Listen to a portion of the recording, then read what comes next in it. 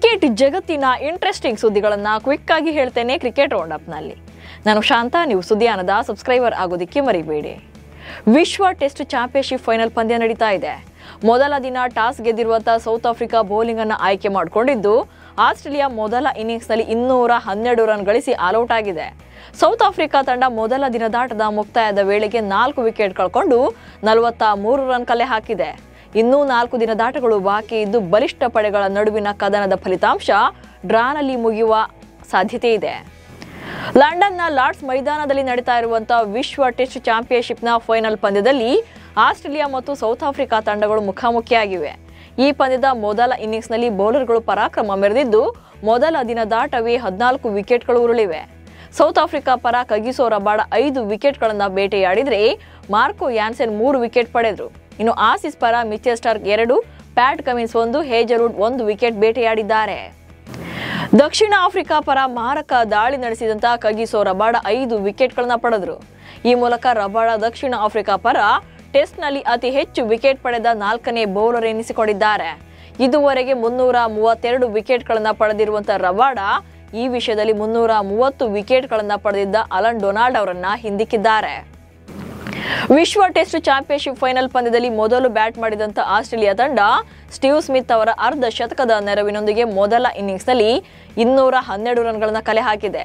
ಮೊದಲ ದಿನವೇ ಆಸ್ಟ್ರೇಲಿಯಾ ದಾಂಡಿಗ Steve Smith cricket Kashi Lord's ಮೈದಾನದಲ್ಲಿ ಅತ್ಯಧಿಕ ರನ್ ಕಲೆ ಹಾಕಿದಂತ ವಿದೇಶಿ ಬ್ಯಾಟರ್ ಎನಿಸಿಕೊಂಡಿದ್ದಾರೆ. ಆಸ್ಟ್ರೇಲಿಯಾ ಪರ ಸ್ಟೀವ್ ಸ್ಮಿತ್ 4ನೇ ಕ್ರಮಾಂಕದಲ್ಲಿ ಬ್ಯಾಟ್ ಬೀಸಿದ್ರು.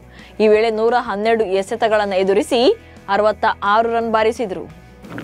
WTC ಫೈನಲ್ಗೆ ಅರ್ಹತೆ ಪಡೆಯಲು ಸಾಧ್ಯವಾಗದೇ ಇದ್ರೂ ಕೂಡ 3ನೇ ಸ್ಥಾನದಲ್ಲಿರುವಂತಹ ಟೀಂ ಇಂಡಿಯಾಗೆ 12.33 ಕೋಟಿ ರೂಪಾಯಿ ಬಹುಮಾನ ಸಿಗಲಿದೆ. ಈ ಬಾರಿ WTC ಬಹುಮಾನದ ಮೊತ್ತದಲ್ಲಿ ICC ಸಾಕಷ್ಟು ಹೆಚ್ಚಳ ಮಾಡಿದೆ. ಫೈನಲ್ನಲ್ಲಿ ಗೆದ್ದ ತಂಡಕ್ಕೆ ಒಟ್ಟು $3.6 ಮಿಲಿಯನ್ ಬಹುಮಾನ ಸಿಗಲಿದೆ. ಅಂದರೆ ವಿಜೇತ ತಂಡಕ್ಕೆ ಭಾರತೀಯ ಕರೆನ್ಸಿ ಪ್ರಕಾರ ಸುಮಾರು 30 ಕೋಟಿ ರೂಪಾಯಿಗೂ ಹೆಚ್ಚು ಹಣ ಸಿಗಲಿದೆ.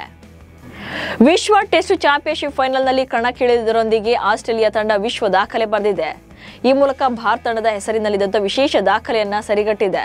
ICC ಟೂರ್ನಿಯಲ್ಲಿ ಅತ್ಯಧಿಕ ಫೈನಲ್ ಆಡಿದಂತಹ ತಂಡಗಳ ಪಟ್ಟಿಯಲ್ಲಿ ಆಸೀಸ್ ಪಡೆ ಕೂಡ ಮೊದಲ ಸ್ಥಾನಕ್ಕೇರಿದೆ. ಇದಕ್ಕೂ ಮುನ್ನ ಈ ಪಟ್ಟಿಯಲ್ಲಿ ಟೀಂ ಇಂಡಿಯಾ ಅಗ್ರ ಸ್ಥಾನದಲ್ಲಿತ್ತು. ಈ ತಂಡ 14 ಬಾರಿ ICC ಟೂರ್ನಿಯಲ್ಲಿ ಫೈನಲ್ ಪಂದ್ಯವನ್ನಾಡಿದೆ. ಟೀಂ ಇಂಡಿಯಾ ಆಯ್ಕೆದಾರರ ವಿರುದ್ಧ ಕ್ರಿಕೆಟ್ದಾದ ಸೌರವ್ ಗಂಗೂಲಿ ತೀವ್ರ ಬೇಸರ ಹೊರಹಾಕಿದ್ದಾರೆ. ಶ್ರೇಯಸ್ ಅಯ್ಯರ್ ಅವರನ್ನ ತಂಡಕ್ಕೆ ಸೇರಿಸಿಕೊಳ್ಳದೆ ಇರೋದಕ್ಕೆ ಆಯ್ಕೆ ಸಮಿತಿಯನ್ನ ಟೀಕಿಸಿದ್ದಾರೆ. ನಾನು ಆಯ್ಕೆದಾರನಾಗಿದ್ರೆ ಶ್ರೇಯಸ್ಗೆ ಖಂಡಿತವಾಗೂ ಕೂಡ ಅವಕಾಶ ಕೊಡ್ತಾ ಇದ್ದೆ. ಅವರು ತಂಡದೊಂದಿಗೆ ಏನು ಮಾಡಬಲ್ಲ ಎಂಬುದನ್ನ ನೋಡೋದು ಮುಖ್ಯವಾಗಿತ್ತು. ಶ್ರೇಯಸ್ಸರ ಕೊರತೆ ಇಂಗ್ಲೆಂಡ್ನ ಕಠಿಣ ಪರಿಸ್ಥಿತಿಗಳಲ್ಲಿ ಭಾರತೀಯ ತಂಡಕ್ಕೆ ಸ್ಪಷ್ಟವಾಗಿ ಕಾಡುವ ಸಾಧ್ಯತೆ ಇದೆ ಎಂದಿದ್ದಾರೆ. ವೆಸ್ಟ್ ಇಂಡೀಸ್ನ ನಿಕೋಲಸ್ ಪೂರನ್ ಜಾಕ್ಪಾಟ್ ಹೊಡೆದಿದೆ. ಮುಂಬೈ ಇಂಡಿಯನ್ಸ್ ಫ್ರಾಂಚೈಸಿಯ 2 ತಂಡಗಳ ನಾಯಕತ್ವ ಪೂರನ್ಗೆ ಒಲಿದು ಬಂದಿದೆ.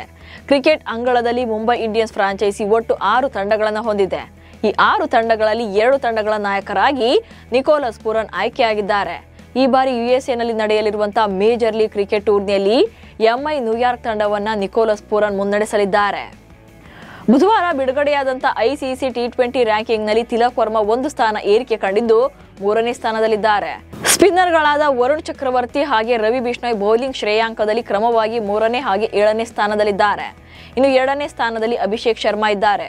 ಆಸ್ಟ್ರೇಲಿಯಾ ಟ್ರಾವಿಸ್ ಹೆಡ್ ಬ್ಯಾಟಿಂಗ್ನಲ್ಲಿ ಅಗ್ರಸ್ಥಾನದಲ್ಲಿದ್ದಾರೆ. ಸೂರ್ಯಕುಮಾರ್ ಯಾದವ್ 1 ಸ್ಥಾನ ಕುಸಿದು 6ನೇ ಸ್ಥಾನಕ್ಕಿಳಿದಿದ್ದಾರೆ.